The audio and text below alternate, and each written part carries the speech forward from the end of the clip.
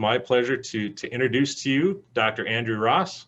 Dr. Ross is a baker, scientist, and teacher who until 2020 roamed the world encouraging people to eat their whole grains. And unfortunately, I think COVID, like the rest of us, had an impact on that. He has his undergraduate in agricultural science from Sydney University and his PhD in organic chemistry from the University of New South Wales. He's been a professor in crop and soil science department at Oregon State University for the last 20 years as a quality specialist for the wheat and barley breeding program. He's been associated with the U.S. PNW Pacific Northwest Grains for around 33 years. He's also a professor in their food science program where he teaches classes in food chemistry, small grain processing, and food polymer science. For the past 38 years, Andrew has studied and taught about the sciences of baking and cereal-based foods from across the globe. He's also a co-developer of the Rapid Visco Analyzer in his earliest days from Sydney, Australia.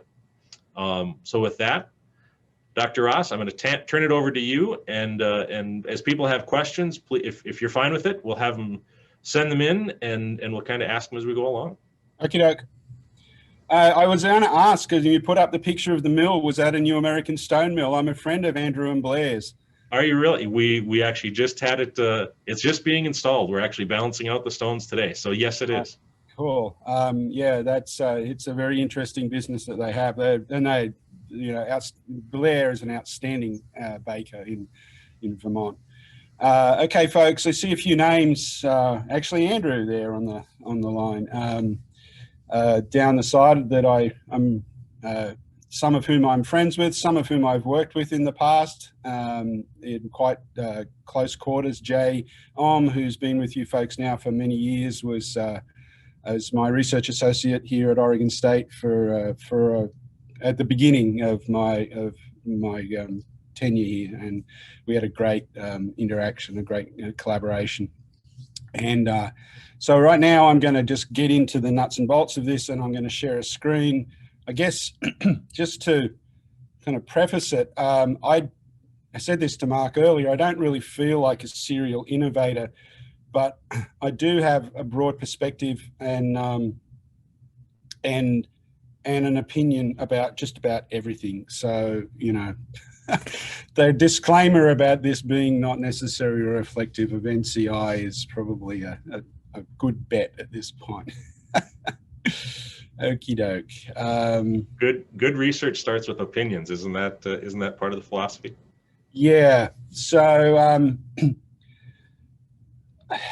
a lot of this is based on an article that I wrote for Cereal Foods World back now about maybe nearly 2 years ago. And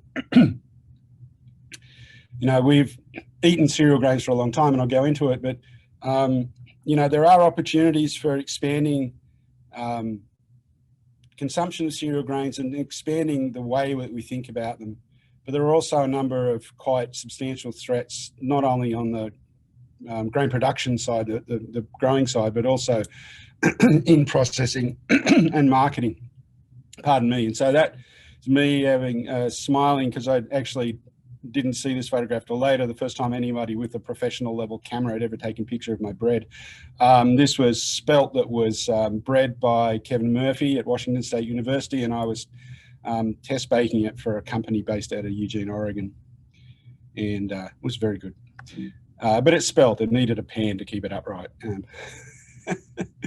Okay, so I'm just gonna, you know, it was sort of a very grandiose title, you know, why cereal grains, why whole grains, which ones, where, how, you know, interactions of process and health outcomes. And then the threats, you know, in summary, are really to do with global heating and climate variability and things related to diets, so the sodium content of breads and you know, fashion for low carbohydrate diets, and just a kind of general drumbeat of grain phobia in certain communities. And I think, you know, it's some of it I may in my own private time laugh off, but, you know, we need to take it seriously. So why cereal grains? I mean, this is just, you know, I've got words up there and I will refer to them, but I'm not going to read them out to you. So, you know, archaeology says they've been part of human diets for prodigious lengths of time. So the earliest recognizable milling operation was was some sorghum starch granules embedded in some of these cobbles or stone tools. But grains dry out before harvest, and so they're low water activity, so they're durable and storable, and so they're the sort of source of nutrition that you can harvest in the summer and have it available to you for quite a long period of time after that, unlike fresh produce. And it tends, the way we grow it in the modern era, it has a lot of calories per acre. The low moisture makes, if you move grain around, and grain's been moved around the world for thousands of years, because of the low moisture, it's relatively easy transportable. And of course, its antiquity means that a lot of the foods that we eat, their origins go back into deep antiquity. So why cereal grains? People are talking about toxicities, and we hear a lot of talk about gluten and modern wheats, and we'll get into that towards the end. FODMAPs are fermentable oligo, mono, and polyol saccharides and polyols, which are things which are fermented in the lower gut, and some folks just ferment them really, really fast or respond poorly to them. And so we hear about like FODMAP diets. And this very recent paper from Suter and Bekish, with whom I'm collaborating on moving this forward, is an incredibly useful review on issues related to celiac disease, wheat sensitivity, arguably gluten sensitivity, and wheat allergies, which are 4 different things. So one of my part of my position is in public health, and as part of that, I have a sort of mandate and a passion to increase the consumption of whole grains in human diets, but in US diets particularly. And why am I so passionate about whole grains? Well, if we look at this global burden of disease study that came out in 2017, we can see that a diet low in whole grains was actually responsible for the second highest amount of lost active life years and untimely deaths, only following diets that were too high in sodium and in front of diets that were low in fruits. And although low in fiber is further down the list, one of the key things that whole grains provide that's really missing in US diets to a great extent is the fiber. And a lot of nutritionists and folks, microbiologists, are talking about the fiber gap, because these fibers are what feed our colonic bacteria, and it's Erica and Justin Sonnenberg from Stanford called it the Big Mac diet, but these are called microbially accessible carbohydrates. So things that many of you are familiar with, rabinoxylans, mixed linkage beta-glucans, so from barley and oats, the rabinoxylans from wheat and rye, they're contributing to the production of colonic short-chain fatty acids, so acidic, formic acidic, propionic, and butyric acids. And I won't go into them in any detail, but they provide massive eco-service benefits for the human gut and systemic well-being. And so you can see that there's a sort of, there's a laundry list of things that, there's a preponderance of evidence is suggesting an improvement in longevity, reduced incidence, particularly of cardiovascular disease, type 2 diabetes, and colorectal cancers, and related to this improvement in gut health and diversity. Now, I have an argument with a particular individual about this. The individual wrote a book called Modernist Cuisine, and then a subsequently Modernist Bread guy. And his argument in Modernist Bread is that there's no evidence that whole grains are any better for you than fortified, refined flours. Whole grain flours are not better. And the argument he has is that the evidence doesn't have the evidentiary weight of the evidence that linked smoking to lung cancer. And it's like, but I know nutrition science is going through a bit of a harsh time right now, but there's just the weight of evidence is so heavily in favor of whole grain diets being beneficial that really we should be eating, if not all of our diet, as whole grains, at least some of it. because leads us to the idea of, well, what about the fortified refined flours? Well, the thing that they really are missing is the fiber, but also that sort of enzyme phytochemical rich alurone layer. And so in the old days, when flour was first refined, there was a real crisis of diets of deficiency in the United States. Something like a third of the people in the city of Chicago in the 1930s were thiamine deficient. And this Russell Wilder in 1956 talked about a history of fortification. And, once iron and thiamine and niacin, I think, were introduced into flour, mandated into flour, which was mandated by the war. It was mandated during the Second World War. That became less of a problem, let's say. And so, but the one that isn't, you can eat as many whole grains as you like, and there is some value to sprouting. And Peter Curler's group in Europe has shown that sprouting grains increases the folate concentration, but it's really difficult for women who may become pregnant, who are pregnant, to get enough folate just simply from eating whole grains or a diversified diet. So fortification works pretty spectacularly well there, in terms of particularly reducing the incidence of neural tube defects. But fortification only adds back a few chosen kind of critical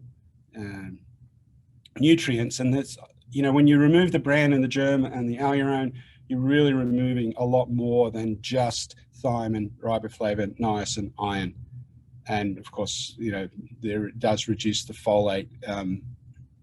And so, this is not, from the Whole Grains Council, is not a great one, because it doesn't really tell you, this is the amount of nutrients that's in whole grains, and this is in unfortified refined flour. But it doesn't really tell you at what point whether or not these are adequate, but it's all that I could find. So the key thing there is that fortification is not adding everything back in. And, these are just things that, and so this is Erica and Justin Sonnenberg, starving our microbial self, the deleterious consequences of a diet deficient in what we would call fiber. So what they're defining as microbiota accessible carbohydrates. And then Dean and Walter with the fiber gap, and our disappearing gut microbiome. Increasingly, we're understanding that this sort of, and that the microbiome is playing a crucial role in our well-being, but what the details of that are and how that varies from individual to individual is still up in the air. And, in the end, even if I'm not thinking about systemic health, one of the things that is that impacts as a threat on people who produce, process, and sell cereal grains and their downstream products is the issue of gluten sensitivity and that gluten causes leaky guts, for example. Well, one of the things that causes a leaky gut is a diet that's low in fiber. And so if we look at this,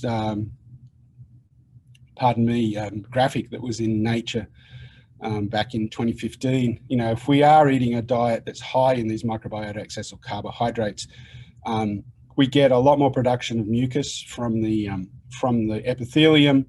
We get bacteria that are, we favor bacteria that are going to eat carbohydrates. And because of some of the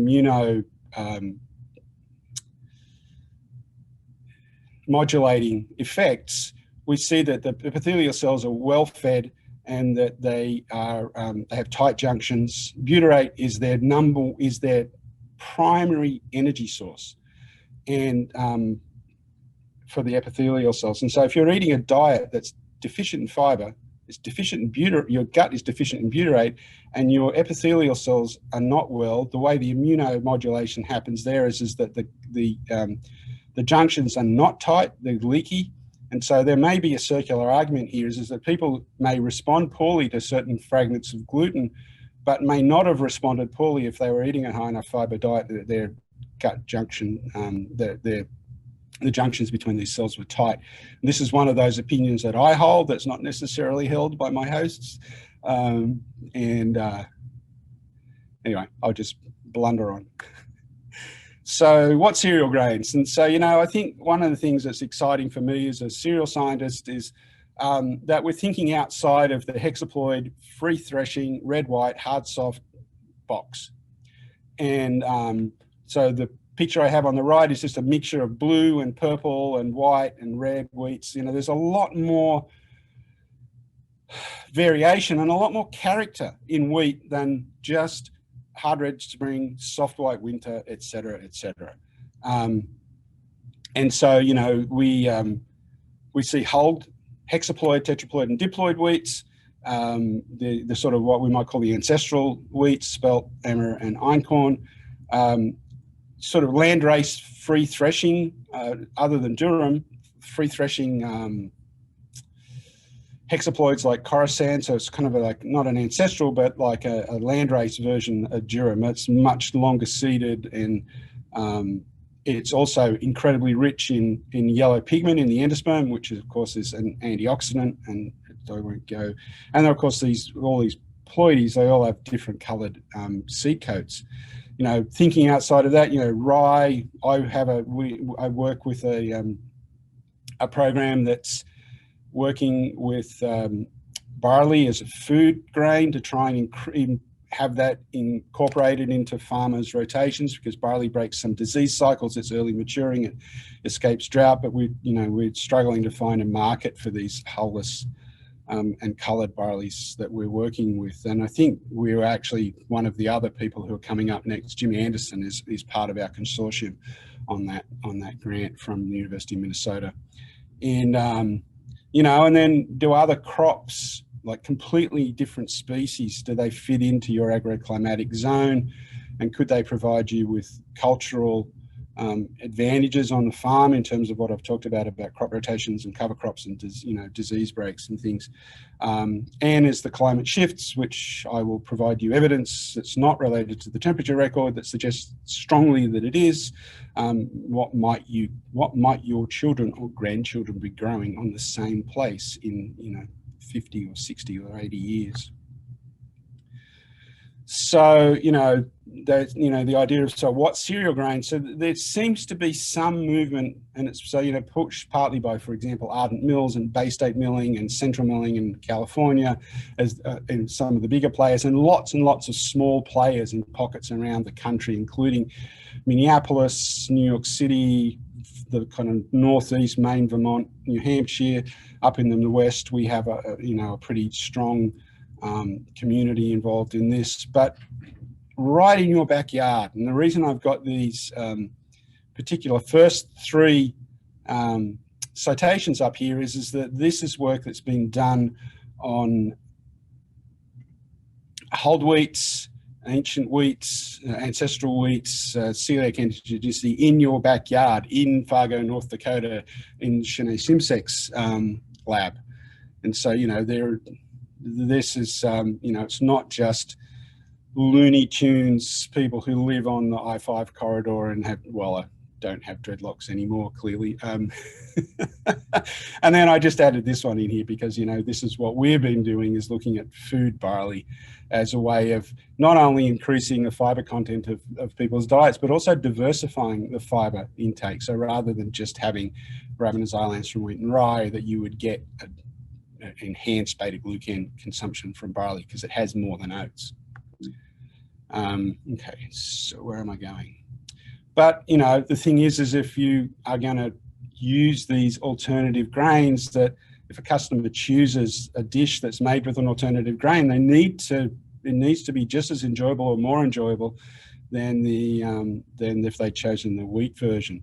And, here, just messing around, this is sandwich bread that was made with coloured barley. So I just made basically bread rolls and put them into a loaf pan, and and so you get a sort of harlequin bread when you cut it open. And these were the three different barley varieties that went into that.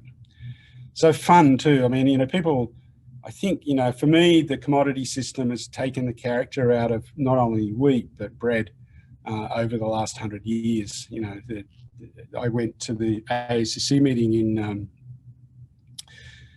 in Minneapolis, which I think was the 100th anniversary or the 75th, and there was this incredible display of old bread packages and manufacturing equipment and all sorts of things going back to around the 1920s or maybe the 1930s. And what was really, really interesting was that there was this kind of cornucopia of different packaging. But inside all of those packages was square white sandwich bread with it was as much as possible exactly the same as all the rest. And I think as a consequence, bread was devalued. It's just a thing. It's just a filler, and bread can have a lot more character than that. And as can, porridges and flatbreads and tortillas, and there are just so many things that could benefit from a little bit more color and a little bit more character. So Andrew, we've got a couple of quick questions for you, if you don't mind. Sure. So what kind of blending rates can you utilize for blending barley into wheat flour and still maintain low volume? So I've been pushing it. What you saw there was 50% barley, but certainly at 25%, I think you'd still get a well-risen loaf. It's like any other fiber-rich whole grain added to a formulation is it's going to decrease your volume. And so, I've upped my scaling weights, but one of the other things that seems to be beneficial with the barley is if you are making a sponge, for example, is to actually make the sponge using the barley and let it really fully hydrate first before you incorporate it. The other thing that I found valuable, pardon me, and this comes from my training as a baker, and it's came from the ideas of baking brioche and also making ciabatta, where you make part of the dough up and fully develop the gluten, and then you add the inclusion. So whether it be all the butter in a brioche, or whether it's the extra water in a ciabatta, or whether it's the barley. And so I've had some success doing that as well. You commented a little earlier about using sprouted grains as well, and how that might relate to folates and some of the other nutrients. Can you comment a little further on that? I don't want to get myself into too deep a trouble here. I think what the key thing is that it seems like there are some very folate-rich plant materials out there for cereal grains. So Peter Curler's group has a paper that showed a substantial increase in the folate content of the sprouted grains. And I can't remember who the person was. It may have been Regina Schönlechner from Austria, who did some work on, I think it was sprouted lentils or something like that.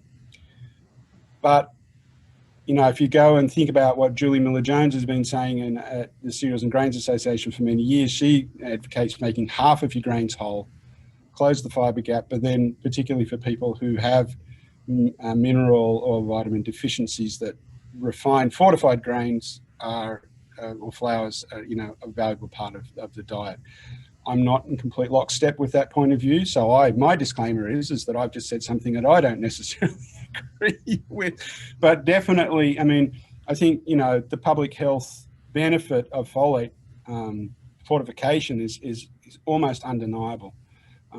Massive decreases in the incidence of neural tube defects and well documented in both Canada and the United States after the introduction of folate fortification.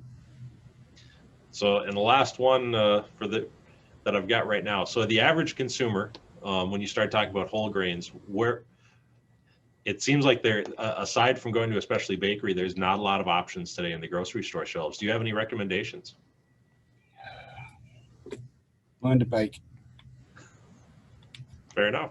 No, that's glib. It's actually part of the solution. I did a talk yesterday to sort of novices on just the whole edifice of grain production, logistics of supply and storage, and then processing, both from commodity and non-commodity points of view. And what was really interesting was that when I was just looking for a picture of Wonder Bread, and the first thing that popped up was Wonder Bread touting its new high fiber and whole grain products. So, there is actually a small but systematic increase in whole grain consumption in the United States, not worldwide at the moment, but and it depends on your heritage too. So, people in Denmark are well and truly eating more than 75 grams of whole grains a day. Now, I don't know whether or not that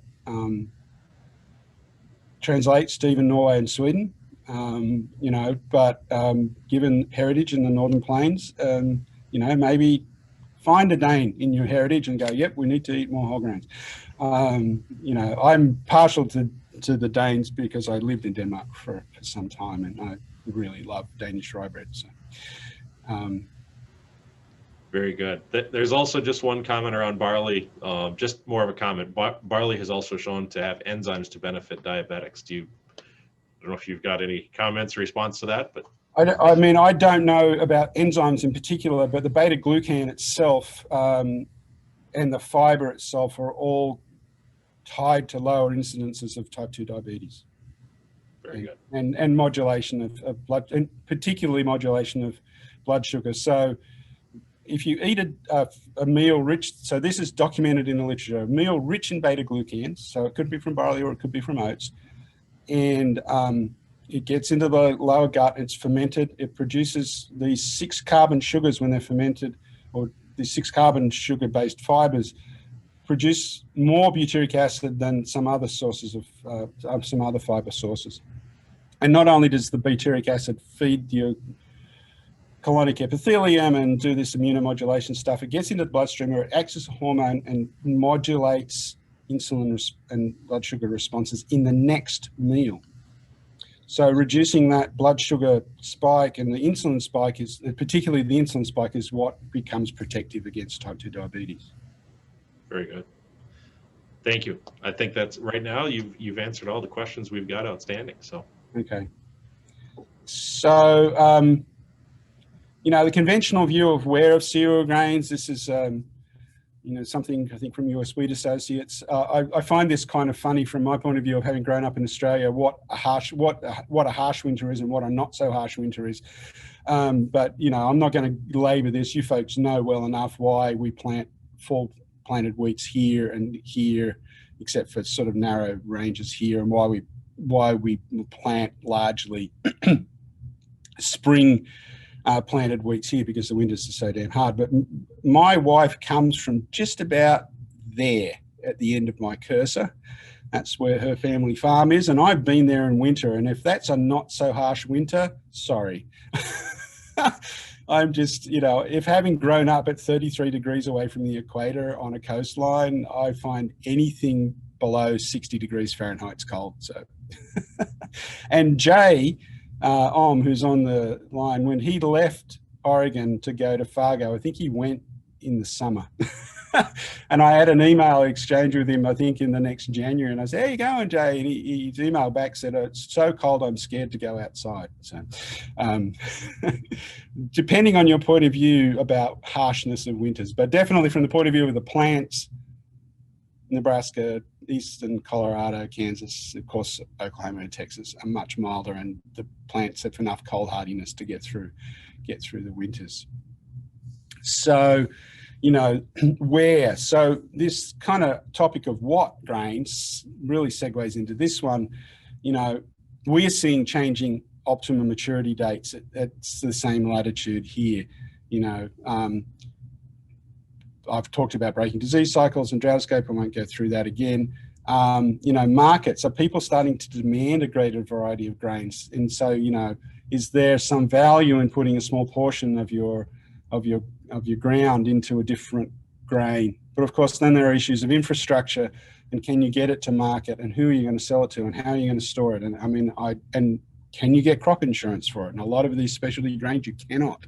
So, growers would have to assume more of the risk. And there's just so much layered on top of moving away from complete reliance on the commodity system. I was asked by one of my commissioners once, do I think the commodity system was dead? And I said, I don't think so. I mean, I think there's a place for the commodity system because there are billions of people and we have to move a lot of grain around so that people can get nutrition. But, you know, the threats, how is your zone's climate changing? And we're only going to use the example of wine grapes in Australia just to do that. And, you know, and I talked about your children, your grandchildren, what are they going to be able to grow? And what I didn't mention though is that are there going to be new plant diseases, new biotic stresses, and what abiotic stresses, timing of rain, etc., that you didn't have before are going to become prevalent as the climate either shifts around or just becomes more variable. So this is from the World Meteorological Organization going from 1850 to 2020 with the temperature anomalies. If you don't believe the temperature record, what about the testimony of the plants? Because plants don't lie. So here we have, and this is in the Anglo system, harvest dates for, let's just focus on the Cabernet Sauvignon and the red, around the 25th of March in 1993. By 2015, the average harvest date for, harvest timing of harvest ripeness, which is the amount of sugar in the grapes, had gone back to the 4th of February. So that's almost, I think it's more than a month and a half that the grapes are ripening or becoming harvest ripe faster. Now, it caused systemic or sort of problems or logistic problems in the Australian wine industry is because not only was this harvest getting earlier and earlier, it then started to overlap more and more with the white grape harvest. And so the winemakers were having to add more storage and more fermentation capacity because they suddenly were getting both types of grapes in at the same time rather than being able to stage them. So this is the testimony of the plants. They are responding to a systematic signal in the climate which is making them ripen earlier. So if you don't believe the temperature record, believe the testimony of the plants. So then it takes me to how. So, you know, most of us in this group are aware that, except for rice, we don't usually eat the entire seeds. It's, you know, unless it's an inclusion in a bread or something like that. So we grind them between two stones, or, you know, or we grind them between two metal rolls. I mean, for me, it's still shear and crushing. And you know, if you look at the history of flour milling, where you see the change from stones to rollers, you can, pardon me, see their common heritage. And the common heritage there is that roller mills still apply shear because the rolls move at different speeds. And so, you know, rather than having a fixed versus a moving, you have to, and so, you know, there's still this common central engineering process that goes into, pardon me, sorry, that goes into grinding them up. Separation technologies, you know, do they have a role in whole grains? And that's got an asterisk because I'll talk about it. You know, flaking, rolling, gritting, dehulling. So, you know, if we're going to move into whole wheats as a high value potential crop for some growers, you know, there's a model for industrial scale dehulling. Pearling and polishing, so, you know, speed up cooking. They remove potential pathogens and mycotoxins on the surface, which can be a particular problem. So, you know, I would not advocate, for example, eating whole grains in a year where there was a lot of head scab. And then, you know, is it, you know, there's a lot of work out of Kaisa Poutonen's group in Finland looking at the value of pre-fermenting bran before it's added back into bread products, so that, you know, there may be some role for separation processes. So that, you know, cereal grains need to be manipulated in general to some extent before they're ready for people to eat. And, you know, and so the hows interact with the grain type and the processes and the health outcomes. So, you know, if we grind up more coarsely, we tend to have a lot more starch that's hidden behind intact cell walls, and so it's not really accessible. So it reduces the speed with which starch is digested. Cooking obviously increases the speed with which starch is digested. You know, you could argue that it makes some proteins more digestible and it may coagulate others that makes them less digestible. And similarly, some micronutrients become more available and some become less. Fermentation with yeast. So I'm talking about extended fermentation. So if I was making a straight dough bread, I'm talking about a minimum of 3 hours of bulk fermentation. This could also include sponges, particularly overnight sponges. And, you know, so definitely we see evidence in the literature of increased protein digestibility. Once again, there's a sort of question mark over micronutrient status. Fiber status in general is, you know, I don't think it really changes it, but new evidence suggests that even yeast fermentations are degrading the fructans, which are one of the FODMAPs, which is one of the things that contributes to the discomfort of folks who have wheat sensitivities. And what it seems to be very, very specifically in this case is that and this is a target for yeast geneticists, is that the yeast invertase activity is the rate limiting step for fructan degradation. So the fructans, as they occur in cereal grains, the terminal unit is sucrose. It's a glucose and then a fructose unit, and then fructose units are added on. I think it's beta 1, 2. I don't remember the exact linkage. So the carbohydrate chemists out there can lambaste me for forgetting that. But to make it happen, you need to get rid of that terminal sucrose, the glucose linked to the fructose. And so invertase is what does that. And so high invertase activity is related to, in the yeast, is related to more efficient fructan degradation. So fermentation with sourdoughs. When we talk about sourdoughs, most people focus on the lactobacilli and it's like, yeah, it's a bacterial fermentation. Well, it's a SCOBY, just the way a SCOBY is in kombucha. It's a synergistic culture of bacteria and yeasts. There are still yeasts in this, and they do most of the literal heavy lifting and gassing power. And it's quite clear in the literature that it does have a modulating effect on starch digestibility. It does slow it down. And now whether or not this is related to partial degradation of starch and then it's faster reassociation, so it becomes accessible as a kind of RS3 resistant starch, I'm not sure. Once again, there's good evidence that it increases protein digestibility. It definitely increases micronutrient status. So work from Michael Gensler in Alberta has shown quite clearly, for example, the production of bioactive tripeptides. And some of those tripeptides, talk about topical, are actually ACE2 inhibitors. And ACE2 is implicated in the progression or the initiation of disease in COVID. And so eat more sourdough. I've even started fermenting my porridges, and that's a tradition from sub-Saharan Africa. In general, the fibers, even some of the bacteria will produce their own fibers, and also the fructans are degraded. And then, of course, if we cool them after we cook, we potentially create some more RS3 resistant starch, and it gets less digestible. So, Andrew, we've got a couple of questions for you. Okay. Have you had the opportunity to work with high resistant starch wheat flour? And if so, have you learned anything about its baking characteristics? Any recommendations? Stop the share. So I haven't worked with it myself, but really the high resistant starch flours that I'm aware of, and I've talked pretty at length to one of the companies that markets one of these flours, and so my contact there is a guy called Dr. Sean Finney, ex-Washington State, Kansas State, and you know, the baking qualities really are dictated still by the gluten proteins.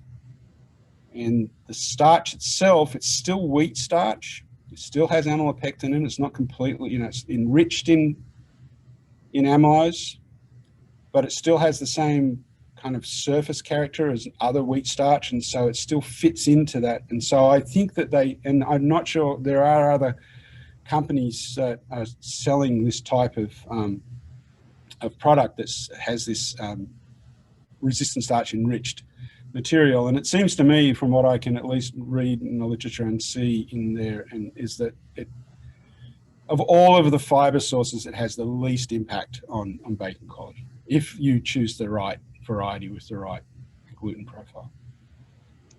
The second question is about, and it's more of a statement, what about the residual chemical load in grains, i.e. Roundup? I'm not going to step off that cliff. It's not, okay, so sometimes when I have this discussion,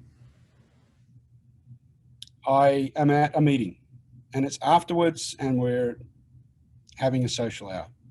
And so people will come to me and say that the IARC has called this a class 2B, I think it was, potential human carcinogen, while they're standing in front of me drinking a class 1 known human carcinogen. Sorry, the disconnection there is too brutal for me. And sometimes if I'm feeling particularly obtuse, which, you know, I'm a grumpy old man, so it happens, I'll say, you're drinking an IARC class 1 known human carcinogen and you're asking me about Roundup. Give me a break.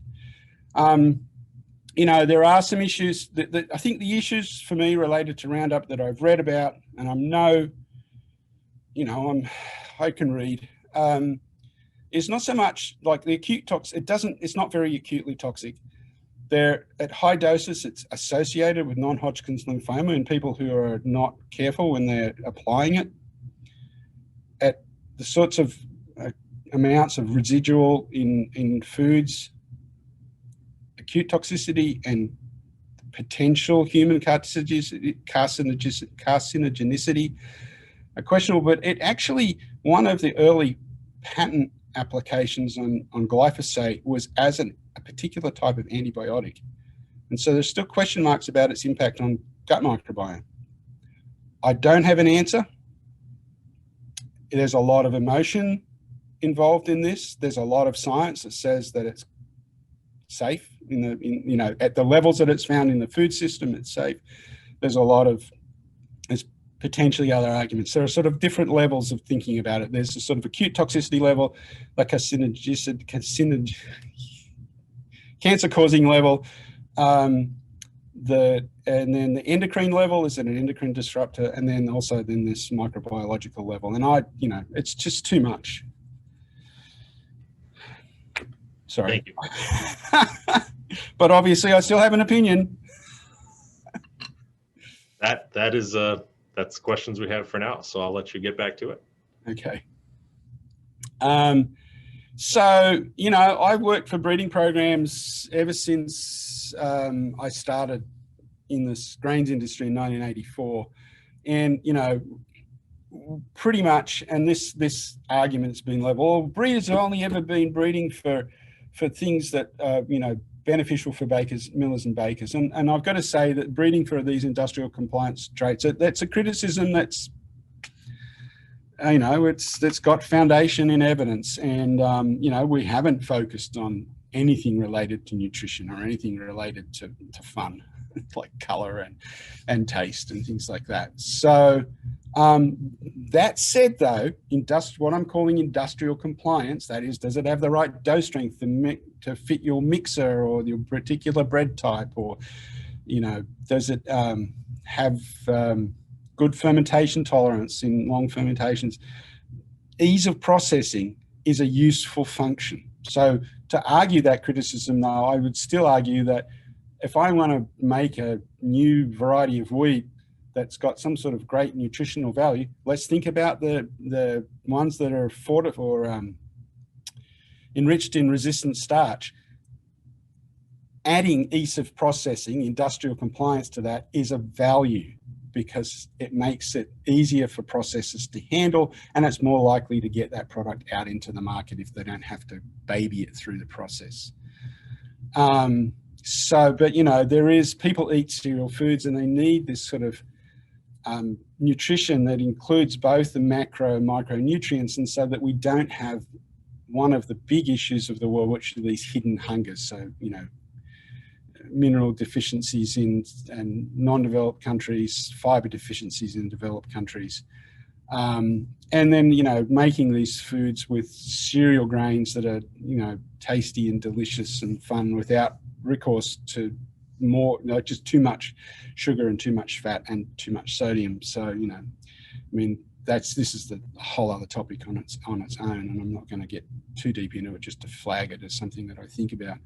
But breeding, oh my goodness, you know, just thinking about the way we do it here, you know, and this is probably being unkind in terms of the complexity of the field traits or the agronomic traits, you know, and you can see there the ones that I'm talking about, and I've talked about many of them before, and et cetera, et cetera. And then we add on to those the industrial compliance, or what we sometimes just call the functional traits, and things like, you know, the test weight, hardness, what's our flour yield, what's our absorption either by SRC or forenograph, you know, the dough mixing, the loaf volume, the cookie diameter, the cracker stack height, and then if I add this on, grain color, enhanced antioxidant density, and all those other things, any of these enhancements, it's one more thing, or it's two more things, or it's four more things the breeders have to select for.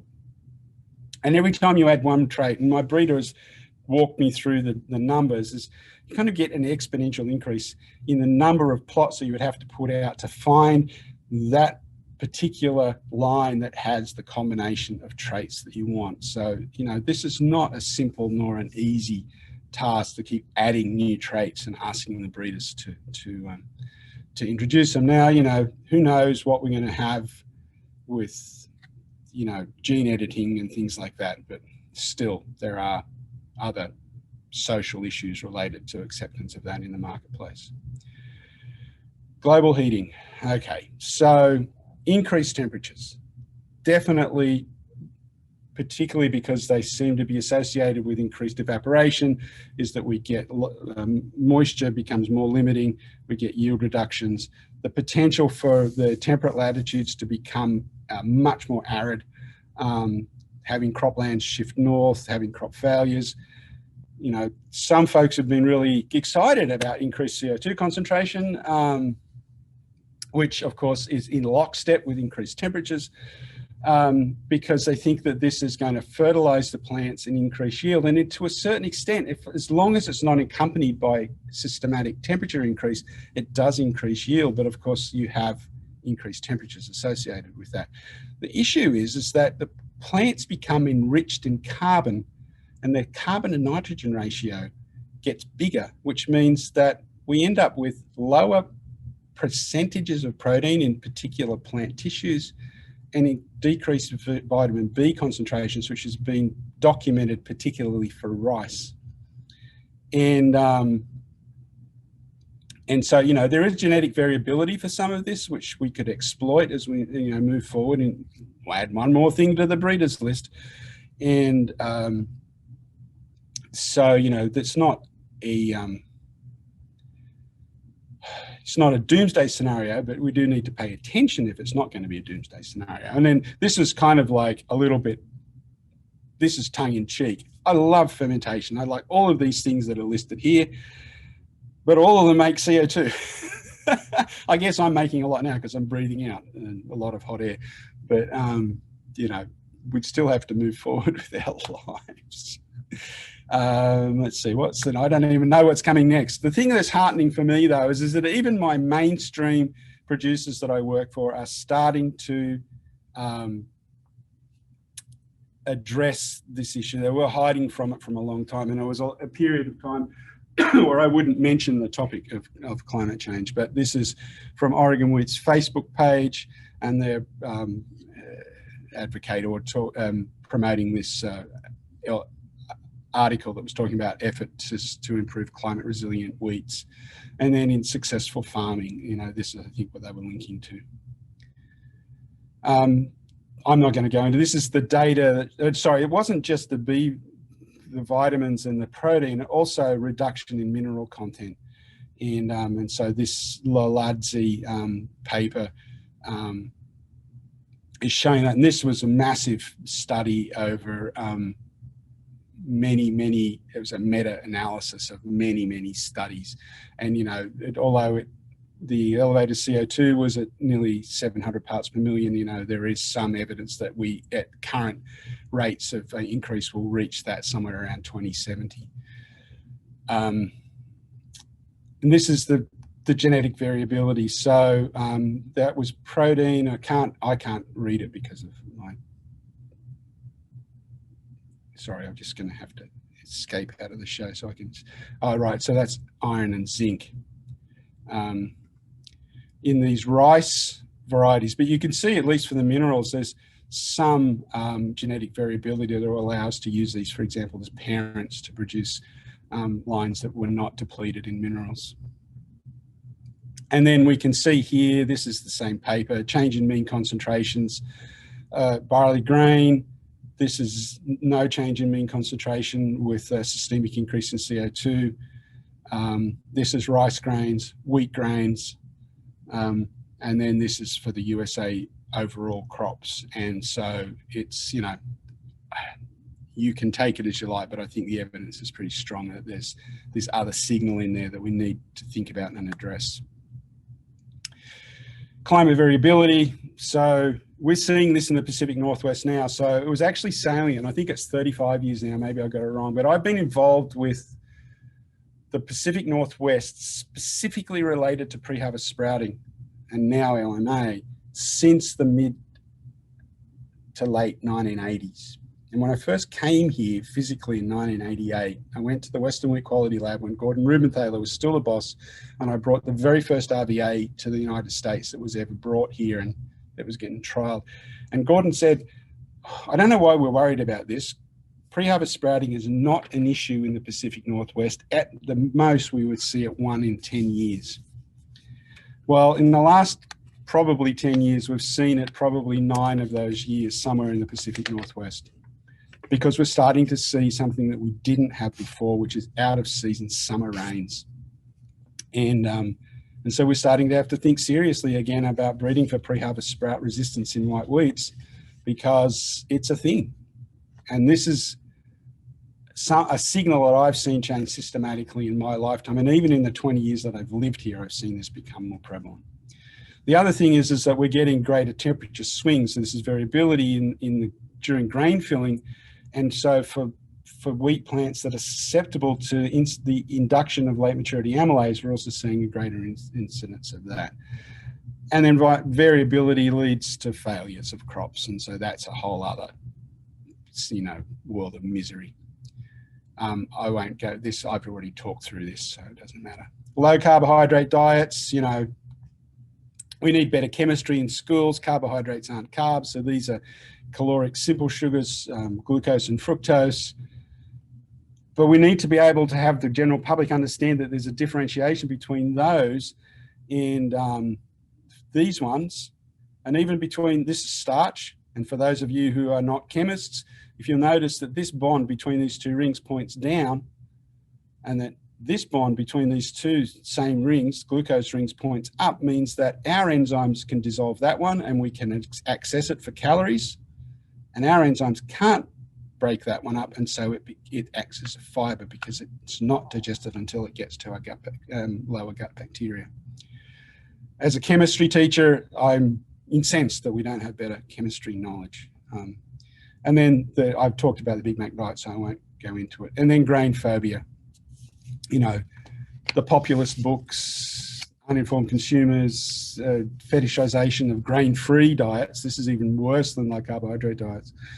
Shunning of modern wheats because people think that they're toxic, and which I just don't believe is true. Kind of a fetishization also of ancient processes, and some have got value and some don't. This is from this recent review, Detailed Scientific Investigations. Don't think that modern wheat breeding has contributed to an increase in specifically thinking about celiac disease. And then one last thing, they did some studies. And so here's the gliadins in wheat flour, and just look at the detector response here at 175 milliabsorption units. This is a no-time dose, so short fermentation bread. There's hardly any degradation of the gliadins. This is long fermentation yeast and long fermentation sourdoughs, and I'm astonished by how much the gliadins have been degraded during the fermentation. This is the fructans as well, which I added. This one suggested that, you know, these anecdotes that people say, well, I can eat this, you know, bread from my local artisan baker that's long fermented and I don't get the gut problems. You know, this is where I have an open mind, and it was problematically having someone put ideas into it, that, you know, this evidence is pretty compelling. But it also, from a serial chemist point of view, makes me think, well, what are the glide? So this is happening before the bread goes in the oven. So what on earth are the gliadins even doing in late, you know, fermentation and during proofing? They're just, are they even of any, you know, value at all? That's an extreme position, but anyway, that's me, folks. So it's, you know, everything in the world and a little bit more. Well, thank you, Andrew. That was a very good presentation. I guess we've got a minute or two left, and I'll admit, probably one of the things that was most striking for me was the graph about the importance of whole grains, and as far as from a life expectancy standpoint, a health standpoint, as society, we've got a group of educators, we've got farmers, we've got researchers on with us, we've got people in the milling and baking world. In your opinion, what's the number one thing we can do to help increase that amount of whole grains and that knowledge of whole grains to the public? I know that's a big question. I apologize, but no, you know, it is. I think it's the question, and I know there's a lot of dedicated and skilled folks out there, and they're all contributing their little pieces to this. I mean, clearly, the key is that, at least in the first instance, the whole grain version needs to be as palatable and enjoyable as what it's replacing. And it's a tough ask. You know, I'd rarely make bread out of refined flours just because it's my, you know, choice. And, but when I make one of my like country loaf sourdough breads out of refined flours or semi-refined, so let's say it's gone through a stone mill and it's been sifted so that it's taken the coarse bran out. There's this kind of resiliency and chewiness in the crumb, which I really find difficult to reproduce in a 100% whole grain. And I've messed around with leaving the bran flakes big and grinding them up, and, you know, and so, but there's a lot of smart people out there and a lot of really talented people that work within the milling companies and that work in individual bakeries. And, you know, as I mentioned earlier before, you know, Andrew's partner Blair is, you know, outstanding baking, and maybe she can make this resilient crumb out of 100% whole grain flours, you know, that, for example, I like. But then also, you know, people who are really habituated to sort of like white sandwich bread want a rather more a smooth kind of mouthfeel. And so here, you know, millers may want to partition the bran off and regrind it. And then that gets us into whole issues about, you know, in terms of, you know, nutritional value of the fiber, which, you know, is it better to have big bran or little bran? And it's just, that's a whole other actual piece of, you know, it's a body of knowledge in the literature of it on its own. And then there is, I know it's just sort of like an inertia. It's like, well, we just don't, you know, we're going to lose our shirt if we make whole grain products and people aren't going to buy them. And I know some folks have just, you know, completely just dived in, and, you know, they're still floating. And I don't necessarily have an answer, except that there are talented, intelligent folks out there who are working on this, and that the palatability thing is, I think, the key. Very good. Thank you very much for the time this morning. I know you have a very important place you need to be after this, and thank you for the time. It's warmed up to -8 in Fargo, so yeah, for those of you who are on the line, the very important thing that I need to do is that I'm about to go surfing. I don't want to share my email. I was going to show you a picture of the Oregon coast live. So it's really good today. It's still quite cold here. It's about 2 degrees C, so 36 Fahrenheit at the beach, but I have a really good wetsuit. So Thank you very much. And thanks Well- everyone for attending.